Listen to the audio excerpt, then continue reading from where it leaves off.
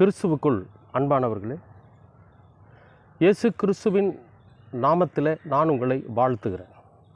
இன்றைய அனுதின உணவில் கர்த்தர் நமக்கு கொடுக்கிற வார்த்தை சங்கீதம் 114 8வது வசனம்.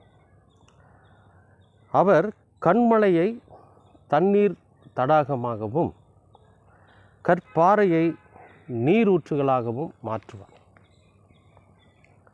அன்பானவர்களே, கண்மலை அப்படின்னா ஒரு பெரிய மலையை சொல்கிறார்.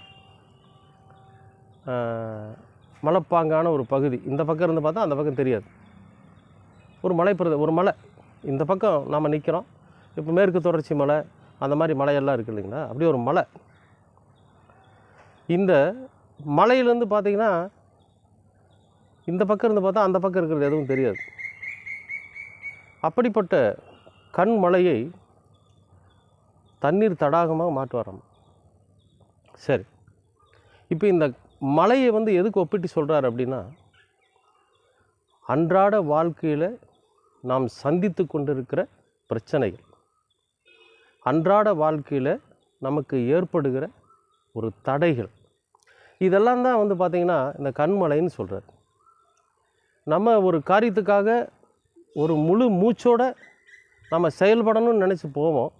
ஆனால் அங்கே ஒரு மிகப்பெரிய தடை அல்லது நம்முடைய வாழ்க்கையில் ஒரு மிகப்பெரிய கஷ்டம், போராட்டம், இது பார்த்திங்கன்னா கண்மலை மாதிரி இருக்குது. அதுக்கப்புறம் என்னன்றது தெரியாது. இந்த போராட்டத்துக்கு பிறகு நாம் இருப்போமா இருக்க மாட்டோமா, நம்முடைய வாழ்க்கை இதோட முடிஞ்சிருமா அப்படிங்கிற அளவுக்கு நமக்கு ஒரு மிகப்பெரிய போராட்டம் நம்ம கண்ணுக்கு முன்னால் நின்றுட்டு இருக்கும். மிகப்பெரிய பிரச்சனை நின்றுட்டுருக்கும். அப்போ இந்த பிரச்சனையிலிருந்து நம்ம எப்படி நம்ம தீர்வு காண முடியும் அப்படிங்கிற மன போராட்டத்தில் நம்ம சமாதானத்தை இழந்து, சந்தோஷத்தை இழந்து, நம்ம உடம்பில் இருக்கக்கூடிய பலனை கூட இழந்து போய் நம்ம என்ன பண்ணுவோம்னு கேட்டிங்கன்னா உட்கார்ந்து.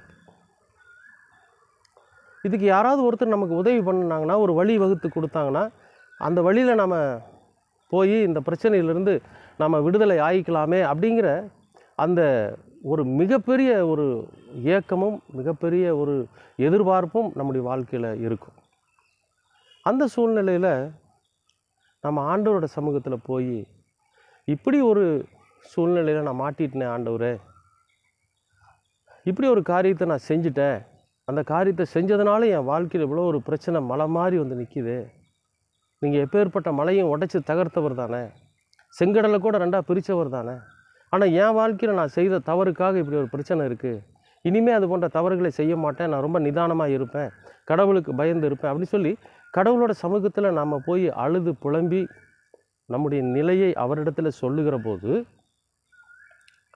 கற்பாறையில் நீரூற்றுகளை உண்டாக்குகிறவர், அதாவது கடுமையான இருதயம் உள்ளவனாக கூட இருக்கலாம். யாருன்னு கேட்டிங்கன்னா, நமக்கு அந்த பிரச்சனையை உண்டு பண்ணினவன், நம்மை பழிவாங்க வேண்டும் என்று நினைக்கிறவர்கள், நம்மை அழிக்க வேண்டும் என்று நினைக்கிறவர்கள், நமக்கு பிரச்சனையை உருவாக்கினவர்கள், எப்படியாவது இவனை இந்த பிரச்சனையில் சிக்க வச்சு இவனை முடிச்சிடணும்னு நினச்சவனோட மனசில் கூட ஒரு கருணையை உண்டாக்கிடுவாரான். கற்பாறையிலும் நீரூற்றுகளை உண்டாக்குகிற கர்த்தர். அவன் இனி இதோட இவனை முடிச்சிருவான், இதோட இவன் வாழ்க்கை முடிஞ்சுது, இவன் வியாபாரத்துலேயும் சரி, ஊழியத்துலேயும் சரி, வேலையிலையும் சரி, அலுவலகத்துலேயும் சரி, இனி இவன் வரவே கூடாது அப்படின்னு நினச்சி நமக்கு எதிராய் கிளம்பினவர்களுடைய மனசை கூட அவர் கருணையுள்ளவன் மாற்றிடுவார். நீர் ஊற்றாக்கிடுவாரமா எதைய, கற்பாறை. அதன் மூலிமா நமக்கு ஒரு வழி பிறக்கும். அந்த வழியிலிருந்து நாம் நம்முடைய செயலை சரியானபடி செஞ்சு அதிலிருந்து நாம் தப்பித்து கொள்ளுகிற வழியை கர்த்தர் நமக்கு ஆயத்தப்படுத்தி கொடுப்பார். அன்பானவர்களே, நம்ம என்னமோ நினைக்கிறோம், நமக்கு யாருமே இல்லை, நம்ம இனி இந்த உலகத்தில் நமக்கு சப்போர்ட் பண்ணுறதுக்கோ, நம்மை அனுசரிக்கிறதுக்கோ, நம்மை உபசரிப்பதற்கோ யாரும் இல்லைன்னு நம்ம நினைப்போம். ஆனால் ஒரு நாளும் மனசு தளர விட வேண்டாம். ஏன்னா நமக்கெல்லாம் நம்முடைய ஆண்டவராய் இயேசு கிறிஸ்து இருக்கார், தன் ஜீவனையே கொடுத்தவர். அவர் கண்மலை மாதிரி நிற்கக்கூடிய அந்த பிரச்சனையை ரெண்டாக உடைச்சி அதில் நீர் ஓடும்படியாக செய்வாராம், தண்ணீர் தடாகமாக மாற்றிடுவாராம். அது மட்டும் இல்லை, யாருனாலும் நமக்கு அந்த பிரச்சனை உருவாச்சோ அந்த கல் நெஞ்சக்காரர் மனசில் கூட ஈரத்தை அவர் உண்டாக்கிடுவார், கருணையை உண்டாக்கிடுவார்.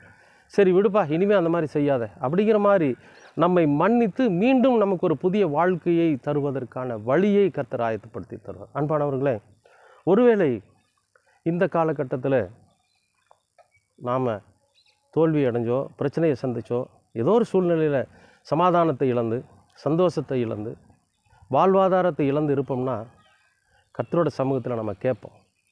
நிச்சயமாகவே பாறையில் நீரை உண்டாக்கினவர், நீரூற்றை உண்டாக்கினவர், கண்மலையை பிளந்து தண்ணீர் தடாகத்தை உண்டாக்கினவர், நம்முடைய வாழ்க்கையிலும் நாம் எதிர்கொண்டு இருக்கிற எப்பேற்பட்ட பிரச்சனையாக இருந்தாலும் அதை உடைத்து தகர்த்து நமக்கு ஒரு வழியை, ஒரு தடாகத்தை கர்த்தர் அது வழியாகவே நம்ம கடந்து போகக்கூடிய அளவுக்கு நமக்கு நிச்சயமாகவே கர்த்தர் வழியை ஆயத்தப்படுத்தி கொடுப்பார். ஆண்டவரிடத்தில் போவோம், நிச்சயமாகவே நாம் ஜெயிப்போம். கர்த்தர் உங்களை ஆசீர்வதிப்பார். அன்பின் பரலோக பிதாவே, அருமையான நல்ல இந்த அனுதின உணவிற்காக உமக்கு நன்றி. இந்த நாளை நீர் ஆசீர்வதித்து கொடுத்த கிருபைக்காகவும் உமக்கு ஸ்தோத்திரம். கர்த்தாவே, நாங்களும் கூட எங்களுடைய வாழ்க்கையில் எதிர்கொண்டிருக்கிற அநேக பிரச்சனைகளினால் எங்கள் வாழ்வு முடிந்து விடுமோ என்கிற அந்த பயத்தில் நாங்கள் இருக்கிற போது உம்முடைய வார்த்தைகள் எங்களை தேற்றுகிறது. ஆண்டவரே, கண்மலையாய் நிற்கிற பிரச்சனையை உடைத்து அதில் ஒரு தடாகத்தை உருவாக்கி அதன் வழியாய் நாங்கள் கடந்து போக முடியாத கர்த்தர் செய்கிறீர். அதற்காக ஸ்தோத்திரம்.